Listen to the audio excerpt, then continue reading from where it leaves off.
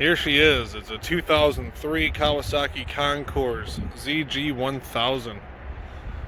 The poor man's BMW, which when it was debuted in 1986, not only was faster and cheaper, but outperformed and was picked as favorite over the BMW. This one's got a few accessories on it. Some of those who are familiar with my channel may remember that I had a 2000 or 2001, I can't remember. A little bit more of a bright red. There we go. Just look at this. Nice dark red and black. It's got the factory side bags. Tail's in good shape. It's got a Gavy trunk. It's overall in pretty good shape. They had the bafflectomy, which is where they drill out the baffles in the muffler. Lights are wired up in the trunk. Overall, a really sharp bike. Concours Owners Group stickers front and back, which I'm a member of that still. Battery tender. It's got the, if I remember, these are from Murph's kits. Front and rear tip over bars. Not to be confused with crash bars. These will not protect your bike too much if you actually go down, but they do a pretty good job if you're on gravel or something and your foot slips and the bike tips over, because these mirrors are awful expensive to replace, as well as the antlers that hold the cargo boxes on the side. This bike also has oversized rotors in the front. You can see the spaces underneath the calipers there. Murph's kits headlight protector, rifle tall windscreen. Then it even has the accessory light bar, which is something I don't see too often. See these a lot on the more adventure riding style. Some awful big headlights. Let's fire it up real quick. I just got home from the dealership, just picked her up. It has 48,000 miles and runs absolutely perfect. She's in neutral. Look at that. Got the side marker conversions. So you got a bunch of running lights up in the front. Also has the fork stabilizer. Brace in between. Now what they also did, they added cruise control. This is one of my favorite things, the headlights. It's wired into the high beams. It's got its own little button there.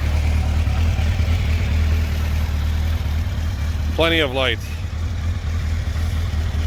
That would have come in handy quite a few times out west.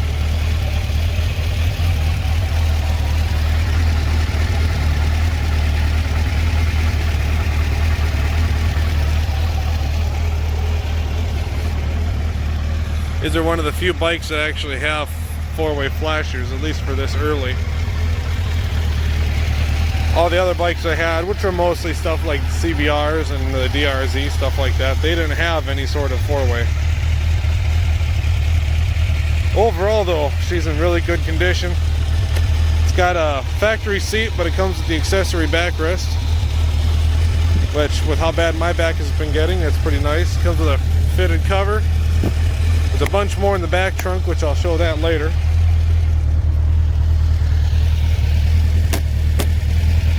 Nothing on this side. I was hoping it'd be $1 million. Dealership must have kept that. It has lowering pegs in the front, which these are essentially Goldwing GL 1100 or 1200 pegs with different brackets. Common conversion for people who are taller. Small handlebar spacers, ZG bars, which actually angle them slightly. But overall, you can tell this thing has definitely been garage kept. Hasn't been ridden a whole hell of a lot. New tire on the back, courtesy of the dealership. Tire in the front is in really good condition yet. Must have been just replaced before the guy got rid of the bike. But there she is. Kawasaki Concours ZG1000. It's a few little tweaks here and there. Some of the body panels aren't quite fitting on. I hear a little bit of a grinding up in the front. I'm guessing either brake pads, because the rotors have a little bit of wear on them, or front wheel bearings. So I'm just going to do the usual winter maintenance, kind of go through everything, make sure everything is 100% ready to go before I take this thing out on any crazy extravagant adventures. I also want to change around the handlebar position. I want to raise these up a little bit more and get rid of the ZG bars. I don't need them angled in toward me. I prefer my bars to be a little more straight. But that's it. Thanks for watching. I'll be doing another short video kind of going through all the stuff that came with the bike. Nothing in the bag here. Nope. That's a cute little thing there. And to make it easier for the passenger, those fold down. That's nice. It's a very nice bike. But thanks for watching, everybody. Have a good one. One other thing I forgot. Get out of here. Alright, and here's all the stuff that was in the rear trunk. This is one of those nicer Givi trunks. You got the wiring harness in there. So you actually have the working taillights. Spot for your paperwork, other important. Get out of here. But here's everything that was inside there. Probably the most complete bike I've had in a long time. So we got the original foot pegs, original handlebar hardware.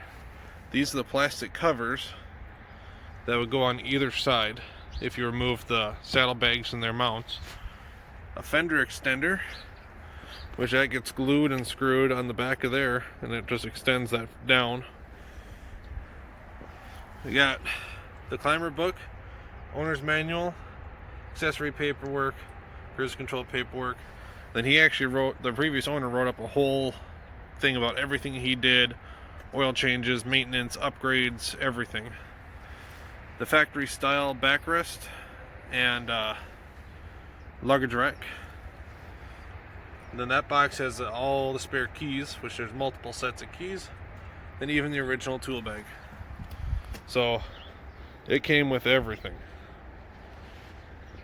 Only real things I'm probably going to do is the fender extender and pretty much leave it as is for now. Well, also it's winter, so we're expecting snow in 2 days.